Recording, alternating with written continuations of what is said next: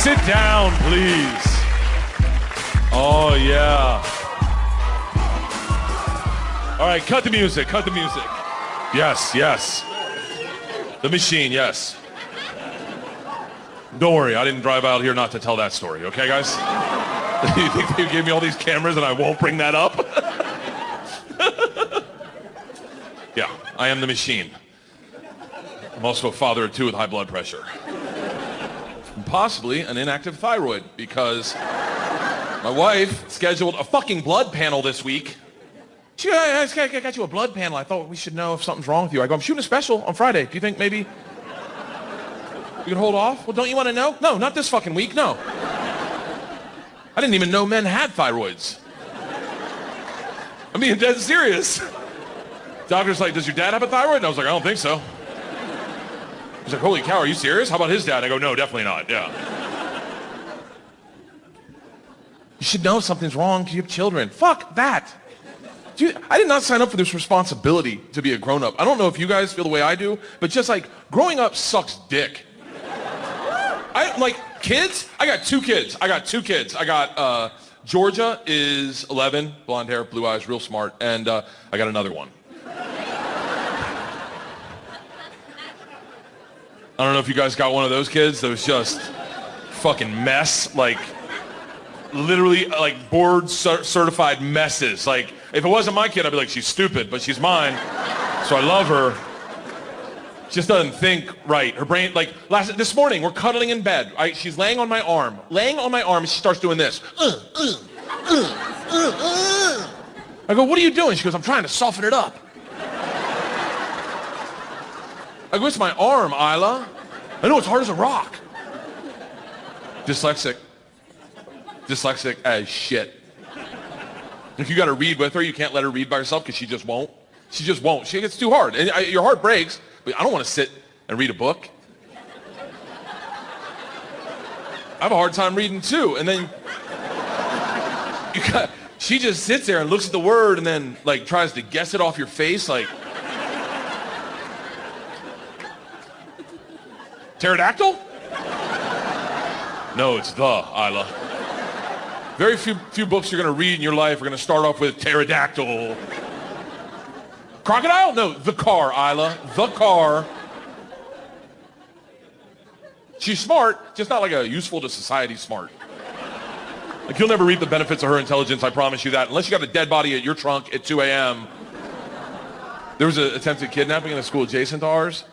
And the teacher sat the kids down, told them they need a safe word. Isla comes home locked in. Dad, we need a safe word. I'm like, okay. How about Agnes? That's the street we live on. She goes, too easy. Too easy? Yeah, too easy. I go, why is that? She goes, Dad, they could guess that. I go, hey, Isla, if someone's guessing at our safe word, don't get in their fucking car.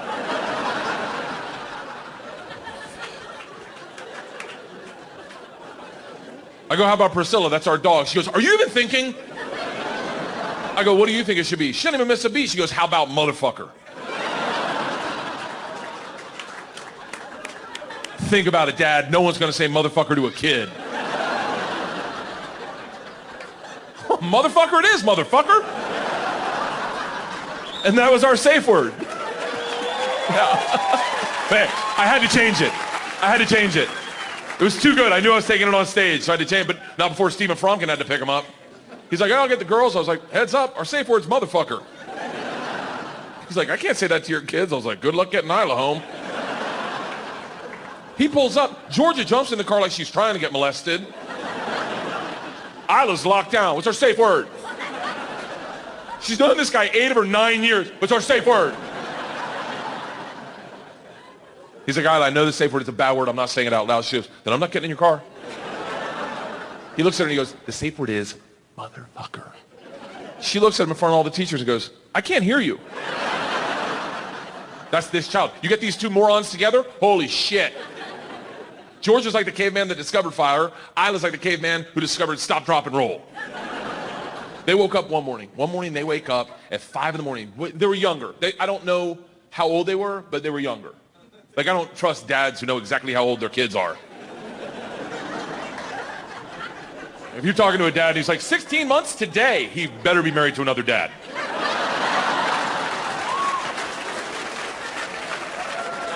And I don't mean that homophobic. I'm not homophobic at all. I'm not. I'm definitely not. I'm more like a homochondriac. Like, I'm comfortable if you're gay. I'm comfortable with your lifestyle. I'm just afraid one night you'll get me drunk and trick me into it. And I'll like it. That's my fear.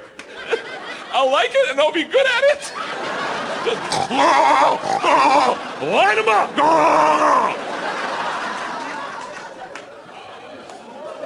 So I saw gay porn once for like 45 minutes. Let me tell you something. Holy shit.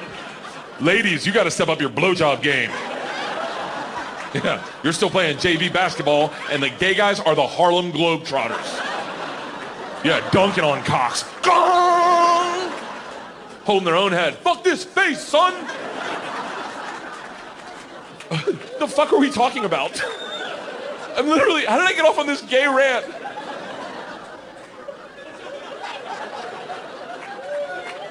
The fucking, oh, my daughters. Huh. Gay guys chugging cock. Oh, my daughters. Okay, here we go. This'll work.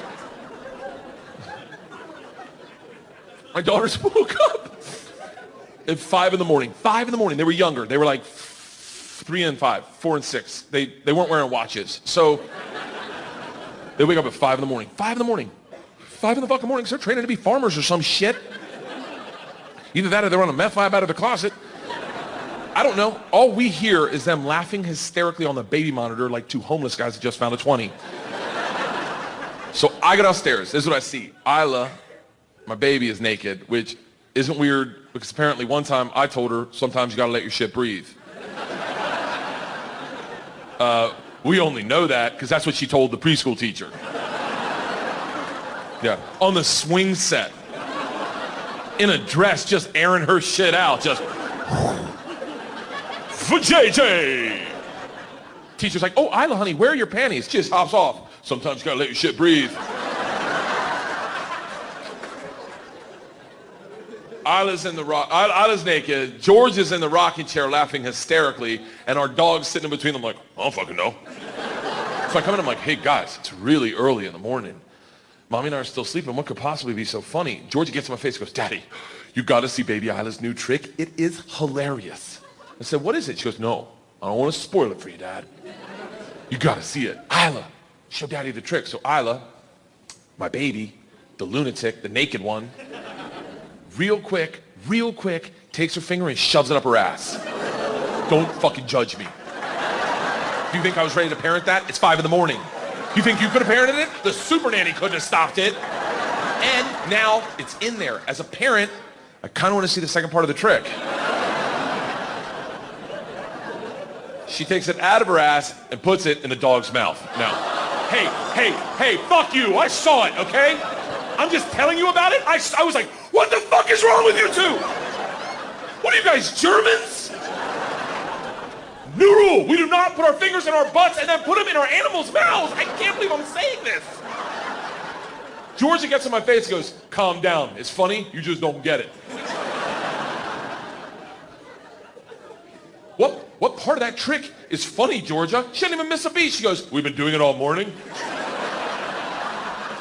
And the dog doesn't know it's poop, Dad. I'm like, fuck it, do it again. They do it again, the dog comes right back like, what's on the finger? What's on the finger? Oh, it's shit! What's on that finger? What's on that finger? So an hour later when my wife woke up, I'm like, you gotta see baby Isla's new trick. She's like, what is it? And I was like, I don't want to spoil it for you. You gotta see it. Isla, show mommy the trick. And Isla just goes to town. Wham! Wham! My wife's like, what the fuck is wrong with you? I'm like, give it an hour, it gets funnier. The dog doesn't know it's shit. No, watch the dog. It's a rescue. It's fine. Kids. It's the fact that you think about them all the time. You nonstop. I jumped out of a plane with Rachel Ray. Is she here? Rachel Ray is a fucking gangster. Like, legit She comes in, I do her show, she comes backstage at like 8 in the morning. She's got a pint of Guinness, a bowl of chili with a fried egg on top. Oh. She comes back, she goes, I know you're a comic. I thought a beer might loosen you up before the show. I don't know if you like a chili with an egg. I'm like, as as she hands it to me, she goes, what's one thing you'd never do on your show, Bert the Conqueror? I have a show, Bert the Conqueror, where I do extreme activities. She goes, thank you. Yeah, thank you. She goes, what's one thing you'd never do? And I had an answer. It's skydiving. I go, I know, I never go skydiving. She goes, really? I go, never. I don't want to go. She goes, awesome. I'll see you out on stage. I was like, oh, I wonder why she asked that. I get out on the stage, and the first thing she says to the crowd is, all right. Backstage, Bert said he'd never go skydiving. I'm like, bitch, that was a secret.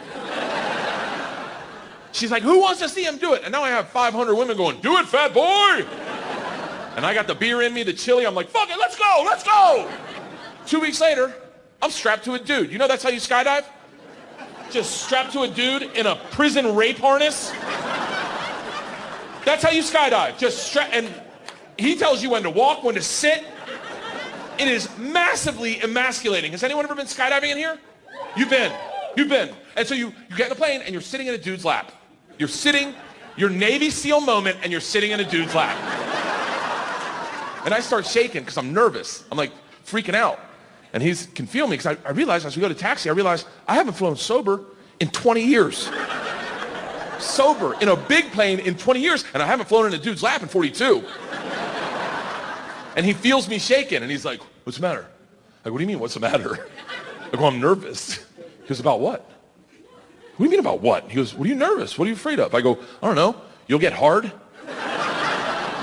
You'll get hard, that'll trigger me. I'll get hard. We'll both get hard, then we'll jump out of the plane. Our chute won't open, and that's how 2 backpackers will find us. You fucking me into the earth. You fucking me into the planet. That'll be the how I go. This guy craved dick so bad. He had a man harness him up and fuck him out of his shoes until his head exploded in the woods. I go, I'm nervous our chute won't open. He goes, you couldn't kill us if you tried. I'm like, I'm a smart guy. I could fucking figure it out. I lean over to Rachel and I grab her leg, just grab her leg and I start squeezing. She goes, what's the matter? I go, I don't want to do this. She goes, I think you're doing it. She's like, you're at the front of the tube of toothpaste. Everyone's out behind. You're definitely going. I go, no, I don't want to. And she goes, look, and now the engines kick in and she starts yelling at me. She goes, look, you'll be fine. Whatever you do not watch me go out the door. You will freak the fuck out. I'm like, who taught you how to talk someone off a ledge? We get up to our cruising altitude. Her and her dude get up perfectly, like Danny and Sandy, just wop, bam, boom, wop, bam, boom. She posts up at the door, looks me in the eyes, does her read, one tape camera. I'm Rachel Ray, I'm at 30,000 feet with Bert Kreischer, we're about to jump from an airplane. Who's ready?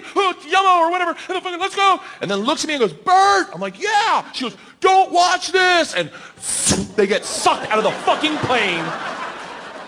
And I have panic shoot out of my asshole. I grab onto the cameraman who's not wearing a parachute. There's an open door at 13,000 feet, and as soon as I touch him, he just starts kicking me. Get off me, asshole! Sound guy posts up in the corner with the boom mic like a gladiator. Get him down! Get him down! My guy just takes over and Baby Bjorns me. Here we go. Takes me to the corner, and I lock in. I go, I'm having second thoughts. He's like, we're going in 3. I'm like, I'm not hard yet. We're going in 2. And I was like, you go by yourself. I'll meet you down there. And then he says, oh my God, what's wrong with your straps? I'm like, what? And we go scream into the earth at 100 miles an hour. This guy's in my ear like, do you want to catch up with Rachel? I'm like, fuck her, she's dead to me.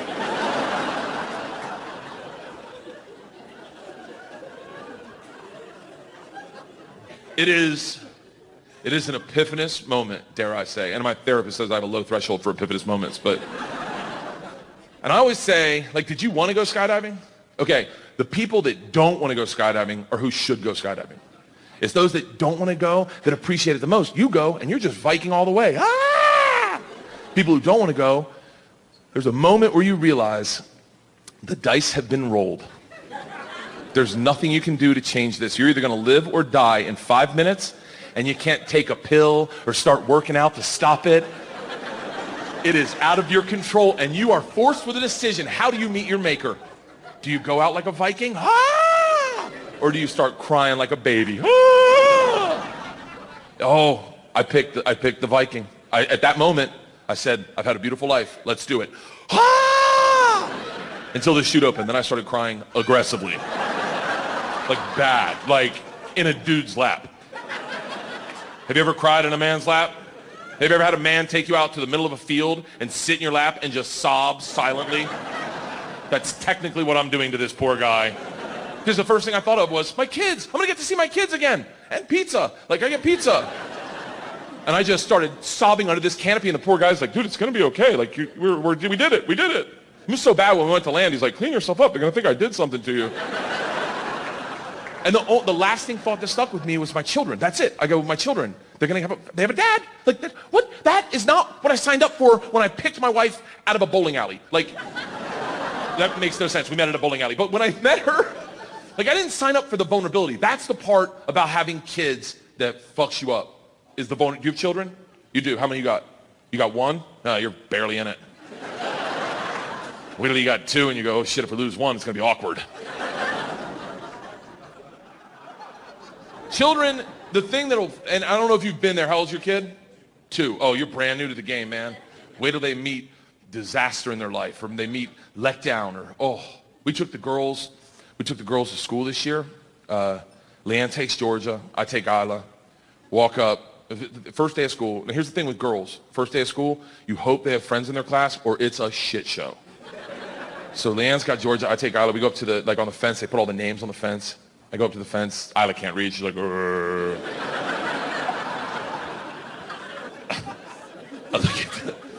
look at the list. Room 9. I walk over to room 9. Here's what I see as we walk over to room 9. This is the first kid I see. Chinese kid, short, dumpy, big like baby beluga head. His hair starts in the middle, right? And he's just got this stare like a dog who's got peanut butter stuck in his throat. Like,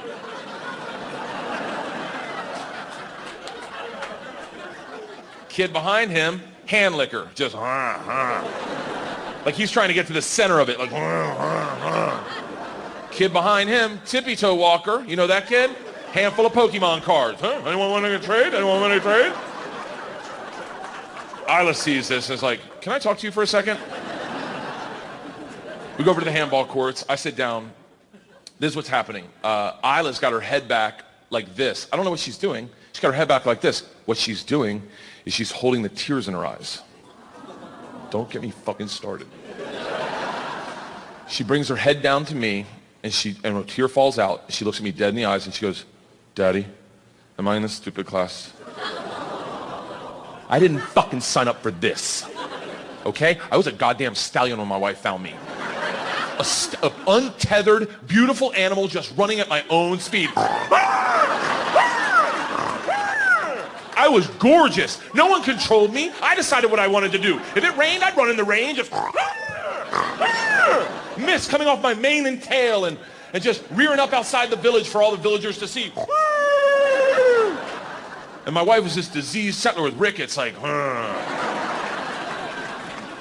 I need me a stallion. So she snuck up on me with a bag of carrots. Carrots are blowjobs. And was like,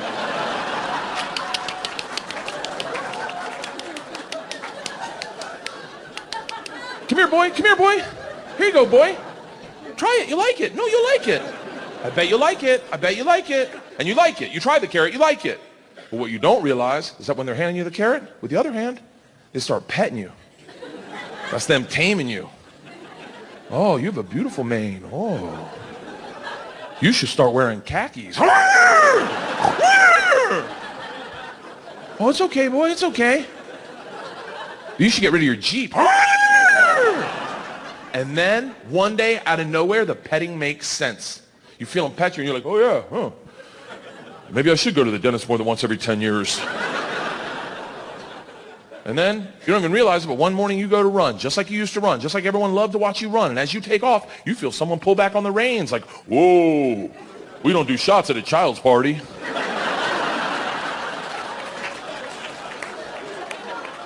And there I am, just an old nag now. I don't even get carrots anymore, I just get hay. If I do get carrots, I gotta throw a temper tantrum for them. And now I'm sitting in a pair of sweatpants by the handball courts, and I got a 9-year-old breaking my heart at 7:45 in the morning. This isn't what I fucking signed up for. And I'm looking at her, and I'm like thinking, how do I deal with it? Like, hey, it's okay. Stupid classes are fun. Like, lowered expectation is higher rewards, you know? A lot of my friends, the guys that I smoke pot, they all stupid is, stupid does. Like, and Leanne comes over and she's like, hey, what's going on here? Now we're both tearing up. We're both crying. And she goes, what's going on? And Isla's like, I'm like, we think she's in a stupid class. She brought it up. I definitely agree. And Leanne's like, hold on. I go, no, you hold on. You got to look at that class. It looked like a cast of Goonies. Like, and Leanne's like, hold on. Everyone stop crying. There's no such thing as the stupid class. I'm like, I beg to disagree. She's like, no, Isla, honey, if there was a stupid class, they would have had to call me 2 months ago and say, hey, we're putting Isla in the stupid class. And I would have taken you out of the school in a second. I would have never let you do that to you. But if they did call me 2 months ago, Isla, and I knew today was your day to go into the stupid class, I knew that. Do you think I would let you roll in with Dad? And that makes sense to Isla. She's like, yeah, he's not the heavy lifting parent. And I'm like, yeah, Isla, you're with me. There's nothing wrong. She goes, come on, let's go look at your class. So they go walk over to the class, and all Isla's friends, Lily, Dakota, Kylie, they're all in the class. And Leanne's like, hey, your friends are in there. Are your friends stupid? And Isla's like, no. She's like, you get in line. You have a fantastic year. She comes walking over to me. I'm still by the fucking handball courts. She comes walking over to me, and I am blown away. She comes up. She's like, hey. I go, I did not parent that well. She's like, no shit. I go, I thought she was in the fucking stupid class. Leanne's like, she is. You were going to tell her? I go, I was going to tell her. It's like, you belong in the fucking stupid class. Isla hates school. She's getting, in all fairness, she's getting her ass handed to her daily. Like, it's bad. When you're dyslexic, it's tough. I dropped her off like probably 2 weeks ago.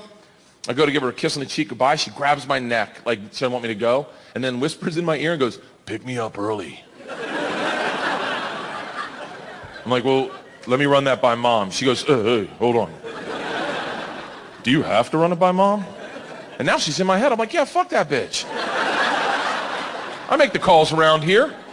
If I want to pick you up, I'll pick you up early. I go, but wait, what do you mean? What time? She goes, listen, Mom's got therapy at noon. She leaves like 11:15. If you show up at 11:30, you got to pick me up anyway. She'll have no idea you got me early. I go, well, what did I say? She goes, tell him I have a dentist appointment.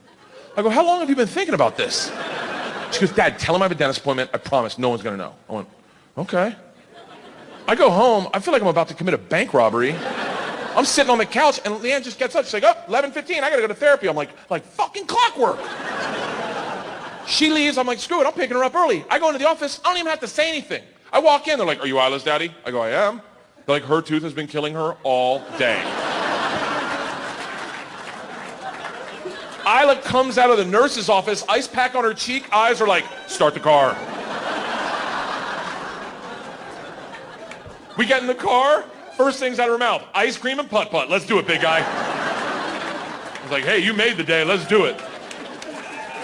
Yeah. It was a great day.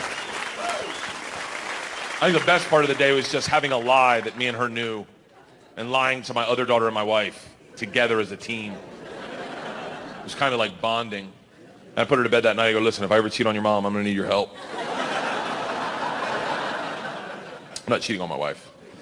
I'm not cheating on my wife for numbers of reasons. This being one. I don't know if I'm doing it right. I've never had that like security that women have, you know, that like there's a like an air of like when it comes to sex, women just know they hit it out of it. Have you ever, is that your man right there, young lady? Have you ever given him an orgasm? Look at her, she scoffs at me, like rolls her eyes, goes, yeah. Would you bet your life on it? She's like, yeah. Would you bet your life on it? Well, look at him, he's like, oh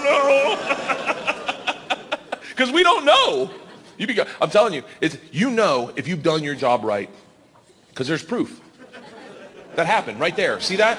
There, got it. Colonel Mustard in the library with a candlestick, right there. But every time we have sex with you guys, it's like, Kaiser Soze, did that happen? I don't know. I'll take it this far. This guy right here, he's your boyfriend, right? Sir, be honest. If I said to you right now, I will give you $15 million, tax-free, if you can bring one person on this stage and give them an orgasm within 15 minutes. You think he's picking a chick?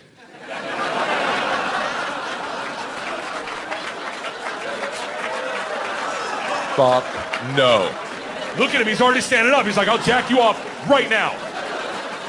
Put in work, let's go. Start the car. Time! You think he's gonna pick a chick? You think he's picking his chick? No way, too complicated. I don't wanna face the audience, you face the audience. Oh my God, it's right, they're all staring at me. I can hear people laughing, they're making fun of me. Just stop it, don't worry, I'm sorry I messed this up. And he's definitely not picking another chick. You think he's gonna roll the dice on a brand new chick? Try to figure that out with the clock running, just... Back and like this, or Cinnabons? Cinnabon? No, paint the fence. What? Okay, yeah. Okay, the in, go, you ever done that one? You ever tried the one where you go in the garage, but up where you keep the bikes? You ever tried that? And you fiddle with the bikes? Come hither, bikes, come hither. Come hither, bikes, come hither. I fucked that one up. Tried it, went right past the bikes. Ended up in the attic. Just ripping out insulation like a raccoon. Just, it was so bad, the homeowner had to come out and be like, everyone out of the fucking garage!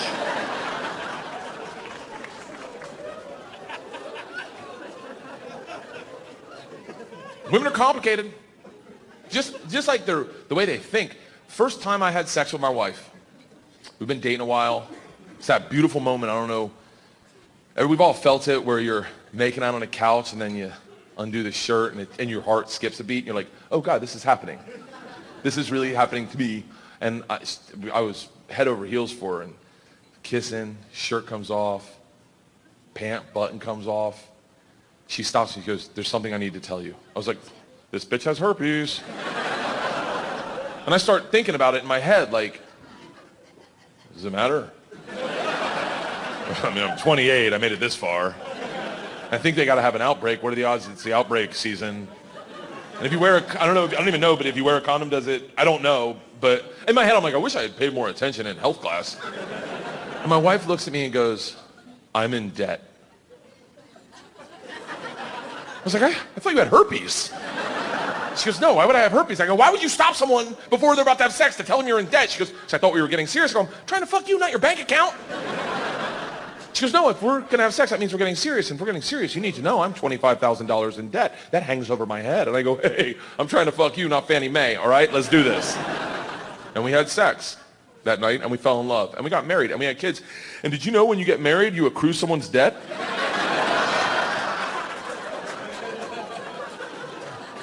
I wish she had had herpes. What's crazy now is there's like a thing in our relationship. I don't know that this happens to everyone, but like nowadays, we almost get more passionate talking about money than we do sex. Like it's easier for us, like we talk about adding onto our house, we're like, ooh, oh, you wanna open a bottle of wine, maybe, huh?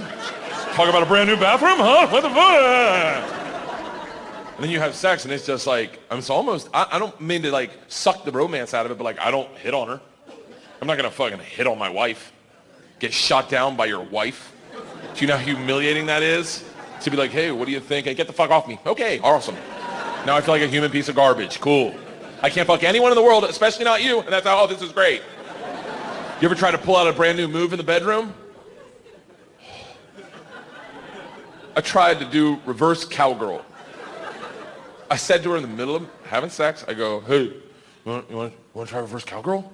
She looks at me and she goes, where did we hear about this?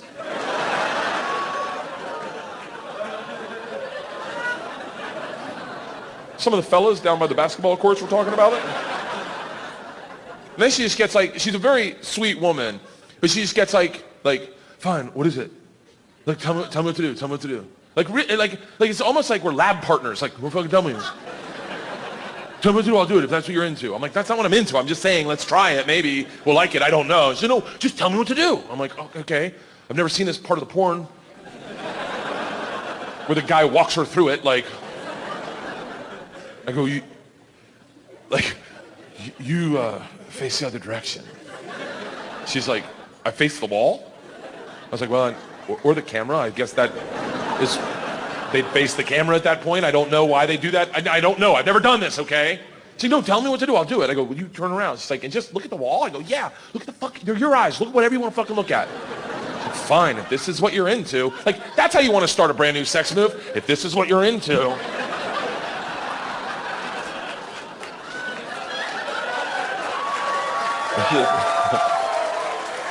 Is this right? Like we're on a motorcycle. Is this right?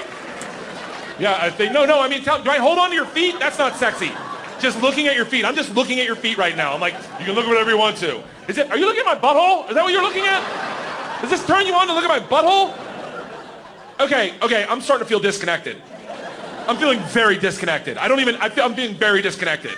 I'm like, can you just not be the person I own a home with and be a whore for 5 minutes?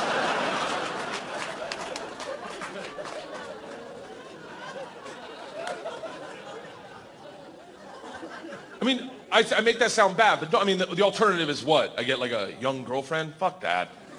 I'm not shitting on young people. You guys look very young. I'm sure it's very fun to get naked with you and touch you. That part's not bad. It's the talking to you afterwards that would be somewhat problematic. Like, what would I say to like a 22-year-old girl after sex? Like, hey, do you want to play on your iPad? Oh, Snapchat's got some new apps. Cool.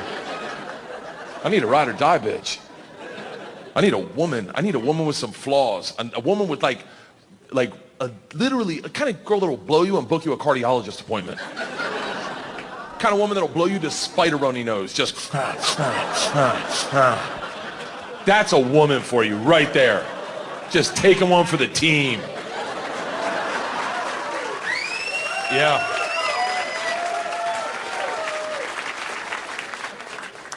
Kind of woman that'll fart during sex. Yeah, my wife will fart during sex. She had 2 kids. She's not rocking the original rims and tires, okay? 2 kids, she's riding dirty on 22s. Just boom, boom, boom. Boom, boom, boom. Ha, ha, ha. Nip it in action, sip it in the bud, nip it everlasting. Outlast everlasting. There goes an eargasm. It's true. Ladies, I hate to say this, but after 40, vaginas start aging exponentially. Like dog years, just.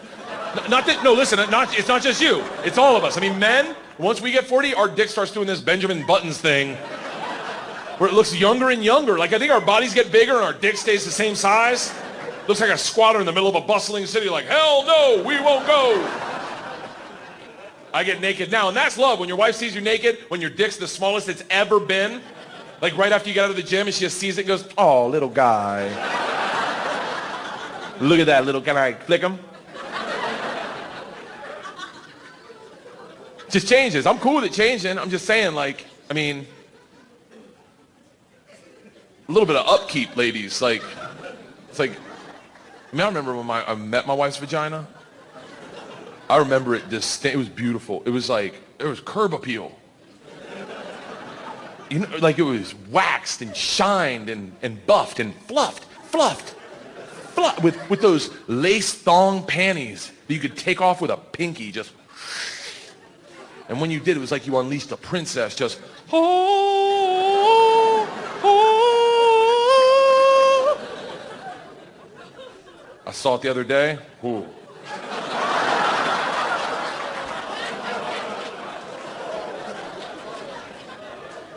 It was after drop-off.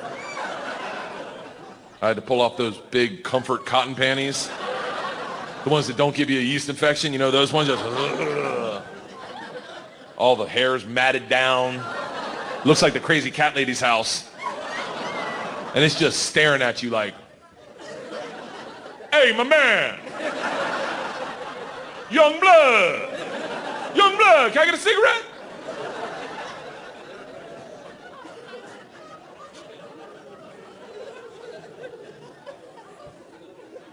She farts. Not like for money, but just it happens. Not all the time. I mean, but not all the time, but I wouldn't bet against it. I take the over. But that's part of marriage. That's part of marriage. That is part of love. Is when you accept a person for their flaws, and that's when you know you're a man. When your woman farts during sex because you move her over too quickly, and she just farts, and you don't say a fucking word, and you go, I didn't hear it. I love you. She's like, I didn't hear it either. I love you. The dog's up on the bed. Are we farting? I'll take it this far. My wife's farted during oral sex. You know what they call that? Commitment. When you take one on the chin for the team, just you're like, what the fuck?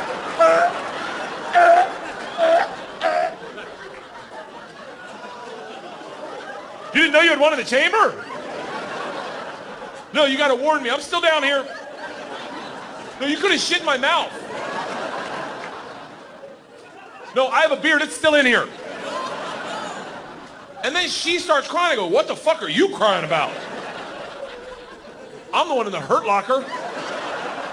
She's like, you're going to talk about this on stage. Oh, you're fucking right, I am.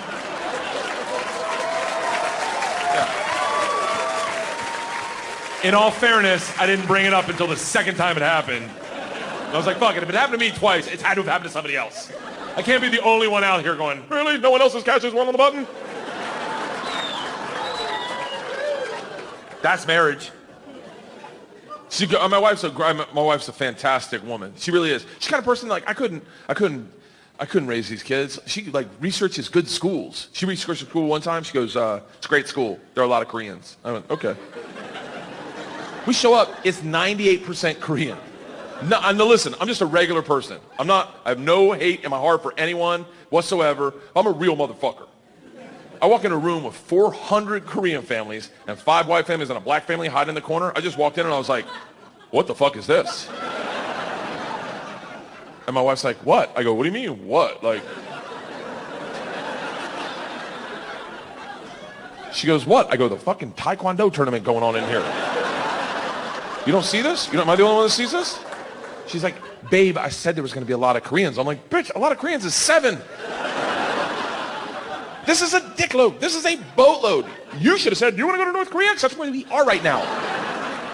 She go, maybe if you get to know some of the parents, you won't have a problem with it. So I go over to the white and black people hiding in the corner like, I'm here. What are we going to do? Thank God there was a black woman there to keep shit real. First words out of her mouth. You see all these motherfucking Koreans? I just met my best friend. It is a beautiful moment when a black woman and a white man can commit a hate crime together. Sandy is her name, and we start talking. Then a white woman comes over and screws it up. Just comes over and goes, what do you guys have? Sandy leans into me and she goes, we're about to have the bird flu if we don't leave this bitch. The lady goes, what? And Sandy just looks at me and goes, they're your people. You handle this. I go, I have girls. She goes, oh, that's so great. What are their names? I said, Georgia and Isla. She goes, oh, I have a boy. I was like, cool. She's like, don't you want to know his name? I'm like, not at all. She goes, his name's John Henry. And I start laughing hysterically because that's what I call my dick. I've just never met a John Henry before. I'm like, are you serious? She's like, do you know a John Henry? I'm like, hell yeah. Really good. He's like my best friend. And I start talking to these women for the whole orientation surreptitiously about my junk. About my buddy, John Henry, who lives down south and is bald. Until my wife gets done her Pai Gow tournament and comes over to us. It's like, what are you guys laughing about? And this one's like, you're never going to believe this. My son's name is John Henry. My wife's like, oh, that's what he calls his dick. Sandy falls out laughing. And I watch this woman realize all the stories I've been telling her about how John Henry has 2 roommates, how their next door neighbor's an asshole, how he tells everyone he's 6 foot, but he's really 5'7". I thought it was funny.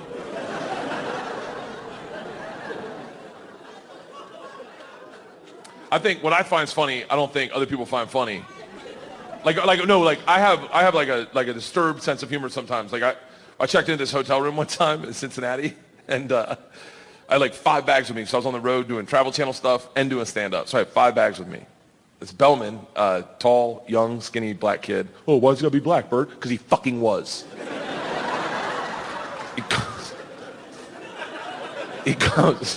He comes over, he grabs all my bags, puts them on a cart, checks me in, takes me into the elevator. And in the elevator, he goes, man, you got a lot of bags. What do you do for a living? I go, I'm a comedian. He goes, You put all your gags in these bags? Immediately I'm horrified because I think he thinks I'm a prop comic.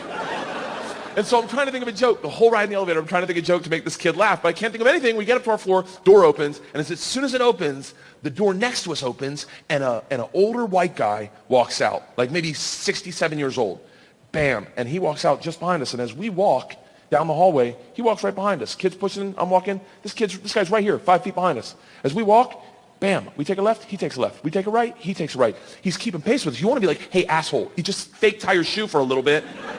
Or jog past us, but you're creeping us out, George Zimmerman. So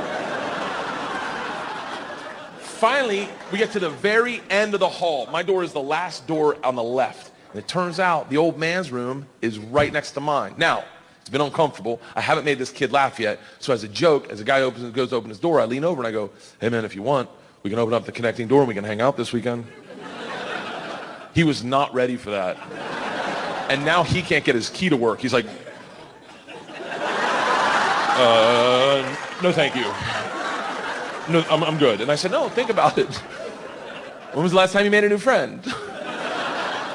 We'll talk each other to sleep at night, wake each other up in the morning. I got towels, you got towels, you know. He gets his door open and he goes, I don't think I want that to happen. But before he can close it, I stop and I go, listen, if you change your mind, just knock and scratch. He looks at me dead seriously. He goes, I probably won't be doing that. I look over to the kid to see if I made the kid laugh. He's already in the room. I did the joke for nobody. I literally walk in the room and he's not even like putting the bags up. I'm not being, but like he's just dumping them on the floor, like flipping them onto the floor. And now I'm like, I gotta tip him, but I don't know how much to tip him. Normally I tip $5 for a bag, but it's 5 bags, it's $25. He just put them on a cart. But here's the problem. I'm doing the math in my head. In front of him, I'm going, what is it, $25? A lot of money for just flipping them on the thing, man. The kid sees me doing this and he goes, sir, you don't have to give me anything. I said, oh my God, I'm so sorry. I got to give you something. You brought them all the way up. He goes, no, that's what I got hired to do, was to take your bags from your car to your room. That's what I get paid for. You don't have to give me anything. I go, no, but you brought them all the way up. I got to give you something. And he goes, no, you don't. Just knock and scratch. I'm like, seriously? He's like, dead serious. So me and this kid go up to the door and I knock and I scratch and you hear the old man go, I don't want to fucking hang out. Oh my God. I thought this kid was gonna laugh himself to death. He literally was doubled over like, do it again, do it again. Best part of the story is he goes down and Googles me and shows me to every black dude who works in the hotel. So for the whole weekend, anytime I walk down there, they're like, oh, knock scratch, motherfucker. Knock scratch, man. I'll answer the door.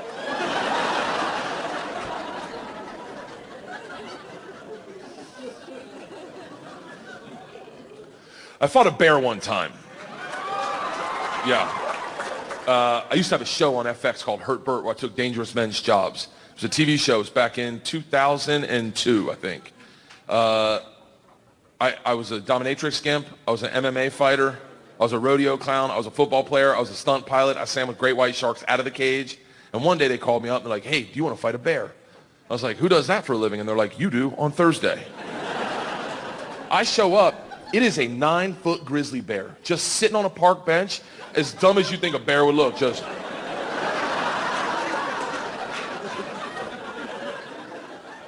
So I go up to the bear. I'm like 28 years old, probably. I go up to the bear and I stick my hand out in front of his snout so he can get my scent. The trainer sees this and he goes, what are you doing? I go, I'm letting him get my scent. And he goes, hey, buddy, this is a grizzly bear, not a labradoodle, okay? He goes, we have protocol. I go, what's that? And he pulls me over to the side and he hands me 5 marshmallows. He goes, when the bear's not looking, take a marshmallow, put it in your mouth. Then, nonchalantly, walk in front of the bear like, huh? Show him the marshmallow like, huh? And allow him the opportunity to engage you and take the marshmallow out of your mouth with his mouth. This way he'll learn to trust you. And I was like, fuck that. Who thought of this, the bear? Is this the bear's idea? And the guy just looks me down and he goes, hey, this is how we do it. My whole crew's behind him like, this is how we do it. This is how we do it. So I don't know any better. I'm 28 years old. I go behind the bear, I take a marshmallow, I put it in my mouth, I walk in front of him like a street hooker, like, huh, huh, huh, huh, huh. The bear sees the marshmallow and lights up just like, I'm going, he rushes me with the grace of a frat boy at 5 a.m. and tongues it out of my mouth. Bears never brush their teeth. I'm making out with a homeless person 5 times in a row. Just, I get done, the trainer goes, fantastic, we're ready. I go, hold on, I haven't learned anything. He goes, what are you kidding me? You learned the most important lesson. I go, what's that? And he goes, the bear likes marshmallows. I go, what does that do me? And he goes, listen, if you get in trouble, just stand your ground, look the bear in the face, and just go, marshmallow. And he'll know you're going to do your marshmallow trick, so he'll give you some space. But more importantly, we'll hear you say that, and we'll know you're in trouble, so we'll get you out of there. We'll take the bear, we'll split it up. I go, yeah, but he thinks they're inside me. What if he's like, don't worry, I'll get him, and just rips me open? He goes, you'll be fine. Let's go! And I swear to God, the bear is smiling. Just, oh, I know how to get marshmallows around here, bitch. I gotta tap you out. Rushes me, grabs me by both ears, lifts me off the ground, and starts ragdolling me and growling. I'm going, marshmallow, marshmallow! But no one can hear me because there's a 9-foot grizzly bear going. All of a sudden he drops me, grabs me by the hip, spins me doggy style, locks in a bear hug, and starts grinding on my ass. Now we're both facing the crew and the trainer. I'm going, fucking marshmallow! Marshmallow! Get me the fuck out of here, marshmallow! Everyone's laughing except for the trainer, who has a look of panic. He jumps in our eye line and goes, go limp! I'm like, please be talking to me right now. And not is there a bear cock climbing up my jeans? About the split center seam, just marshmallow. So I go limp. Now it looks like I'm getting date raped by a bear. Just, I slide out of his grip, and that's the last thing I remember, because apparently his instincts took over and he sat on my face. And the best way to get bear balls out of your mouth isn't by saying marshmallow. My wife, who I had known maybe 3 months, I had invited her to the set to impress her. My wife's a redneck, like a legit redneck, like hardcore, like her parents met on AncestryMingle.com. Like, when she talks, you smell biscuits. Like, my point is, she's not afraid of big animals. She just goes over, grabs a marshmallow out of the bag, puts it in her mouth, stands by my feet and goes, "Huh." The bear then takes his balls out of my mouth, goes over to her, he takes the marshmallow out of her mouth, they take my wife one way, the bear the other way, they drag me under a tree, and that's where I wake up. Under a tree in the lap of my producer, Tim Scott, who's from like the upper top of Minnesota. Real dry, still had a flat top, cherubic face. I open my eyes, I see him, and I go, what happened? He's like, oh, well, you got raped and teabagged by a bear. You might want to get tested. He's like, but that girl, that Leanne girl, I think she saved your life. And my wife comes over at that moment, like it's in a movie. Like my wife just comes walking over. Her body's blocking the sun. All I see is like an orb around her. And she leans in, and as she does, you can see the sun running through her hairlight. She just looks me in the eyes. She goes, are you okay? And I looked up at her at that moment. And we all know that moment when you know without a doubt that's the moment. And I know you're like, really? That's when you knew? Oh, fuck it, this is my narrative, okay? I looked up at her from the ground and saw her with a halo from the Lord himself and knew without a doubt I would never do that for her. Still wouldn't. When I was 22, I got involved with the Russian mafia. Here's how it happened. I went to school at Florida State. I was not a very good student. I was there like 7 years. I was there in most of the 90s. I was in college longer than grunge music was around.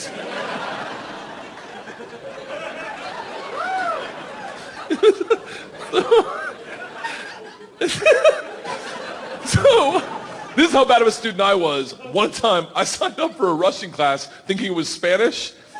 And it took 3 classes before I realized, I don't think this is Spanish. So I got up to leave. The teacher, who was hot, he definitely worked out. I'm kidding. It was a girl. It was a girl. And she was hot. She still is hot.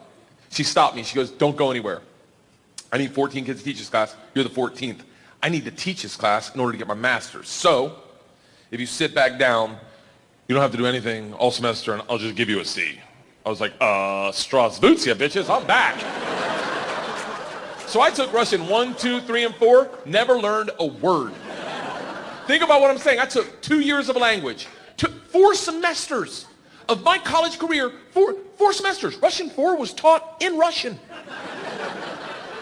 Do you have any idea what it's like to go to a class and sit there like an immigrant at the DMV all day? Like,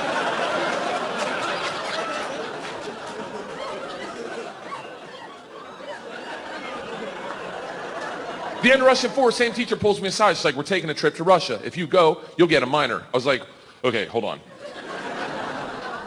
You know, I can't really speak, read, write, or understand the language, right? She's like, I'm fucking well aware of that. You gotta remember, I was taking tests in a language with which I was unfamiliar with their alphabet. Do you have any idea what it's like to take a test and make up hieroglyphics? And the answer is star, circle, hashtag shoe.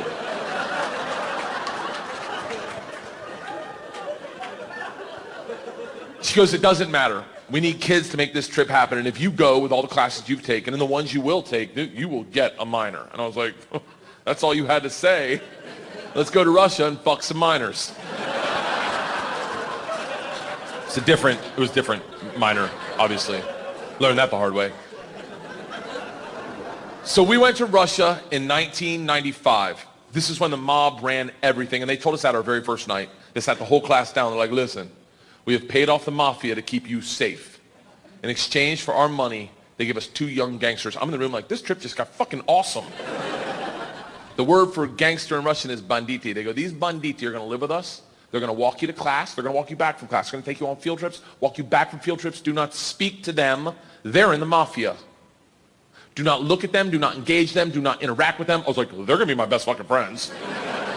So the first night I grabbed a bottle of vodka and a 6-pack of Baltica, which is our local beer, and I planned a sentence. I was going to say, Strasvucia, меня зовут Bert, очень приятно. Я работаю кошка.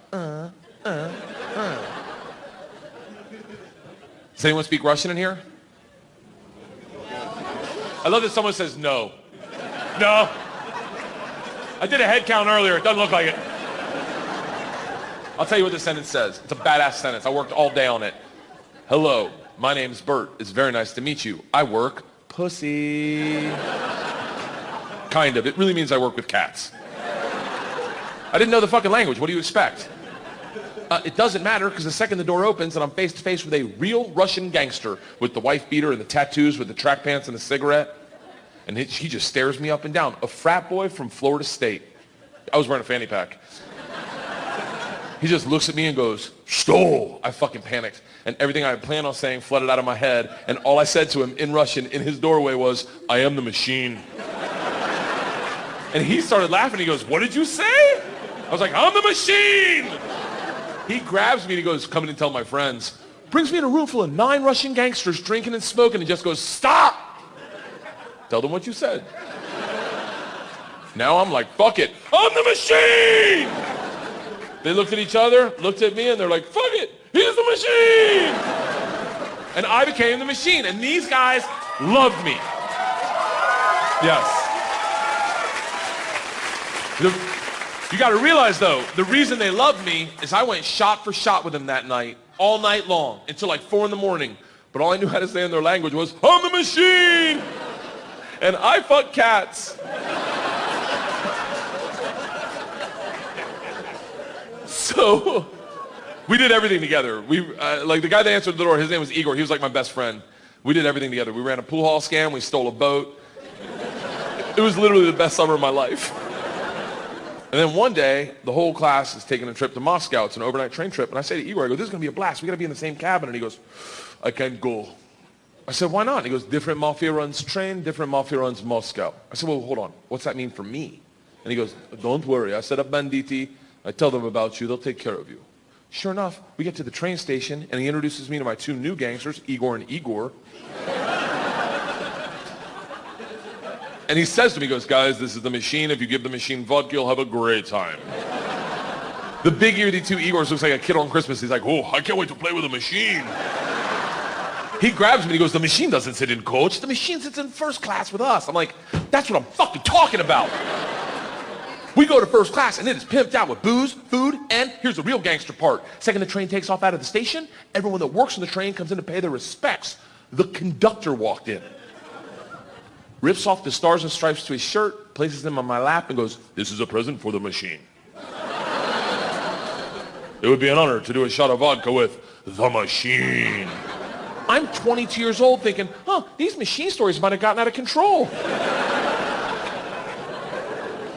We drink all the booze in an hour, and Big Igor stands up and he goes, machine, we go to the bar cart to get more vodka. I'm like, fuck it, I'm in the mob, I'll do whatever the fuck I want. We roll into the bar cart like a big dick in a locker room, just, not that I've ever been that guy, but I've seen it. Just smack. You know the look where everyone looks like, oh shit, okay. Oh, someone's here, okay, all right. Igor looks at me, and in Russian he says, machine, go behind the bar and grab bread. In Russian. And I understood him. For a second, I'm like, I'm fucking learning. I'm learning the language my way, not through flashcards and textbooks, but by joining the mafia. I get behind the bar, I'm like, Igor, I know what you said. He's like, go for your machine. Can the machine find cheese? And I was like, Sir, cheese, I got it. Give me another one. And he's like, grab vodka. I was like, I already know that one. Give me another one. He's like, grab the money. I'm like, huh? He goes, grab the fucking money. And I realized at that instant, we're robbing the bar cart. And I'm the one doing it, hooked on phonics style. I grab the money, walk out. Two of my classmates see me and they're like, you're in so much trouble. Go back to our first class cabin, and within 5 minutes, the head chaperone of this train trip, not the whole trip, just this train trip. She was an English teacher who did not speak Russian, who hated me before I robbed the train. She comes over to our first class cabin and swings the door open with that like liberal arts confidence, just. This shit is over. You're done. You're done. Stand up right now. You stand up.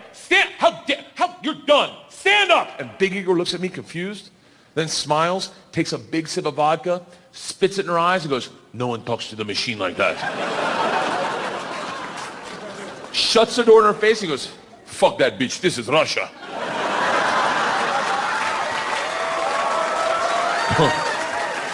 Don't worry, machine, when it gets dark, we have a good time. I'm like, what the fuck are we doing when it gets dark? Reaches in his pocket, pulls out a ring of keys, and he goes, we're robbing the whole fucking train.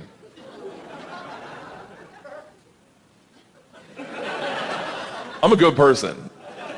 I don't cheat, this is why, let me tell you, I don't cheat on my wife. I don't cheat on my wife because one morning, our whole family was in bed, the dogs, the cats, the girls, my wife, and we were just giggling, and it was pure, it was perfect. And I thought to myself, I don't ever want to screw this up. This is the most important thing. This is what life's about.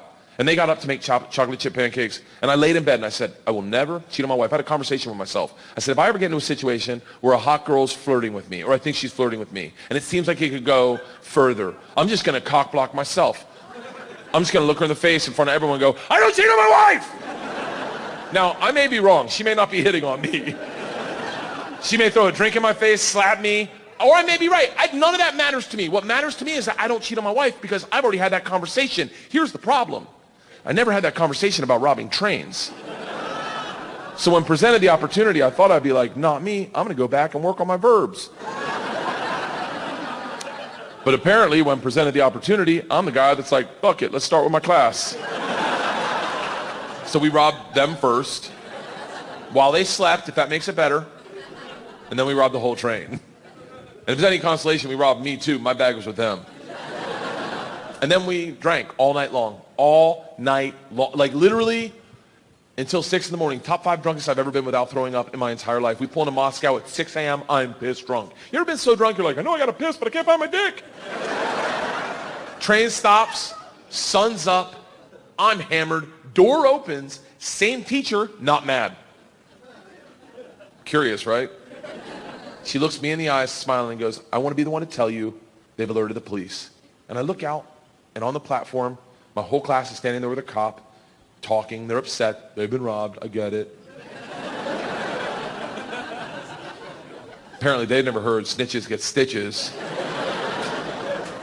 Big Igor sees this and is completely unfazed. He's like, oh, don't worry. I talked to police for both of us. I was like, oh, thank God. He cracks a bottle of vodka. I'm like, I wouldn't bring that out to an officer, maybe. Lights a cigarette, walks out to the cop, who's taking a statement. The cop is taking a statement. Igor walks up behind him, grabs him by the arm, spins him around, and goes, fuck you! We fuck you in the mouth! We fuck you in the ass! I'm like, stop with the fucking we shit! Now the cop is just staring at me and I hear him bark out, Payum, skidye, which I don't even know what that means, but it doesn't sound like, you're okay, stay there. It is a come to Jesus moment where you know you fucked up. All I thought as I walked to the cop, who's standing in front of the class I just robbed. Next to the gangster I robbed them with, my only thought was, this isn't how I plan on spending my second junior year. In the gulag taking hot dicks to the throat. I get 5 steps from the cop, who looks impatient as shit. He takes 2 big-ass steps, grabs me by the arm, spins me away from my class, away from Igor, pulls me right into his face, and he goes, so, I understand you're the machine. Nice.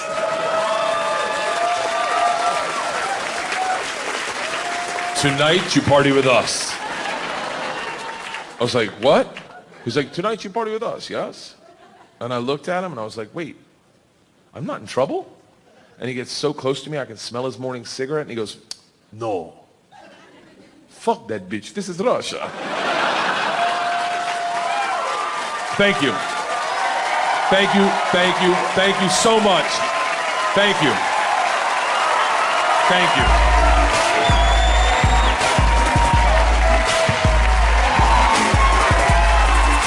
Thank you so much.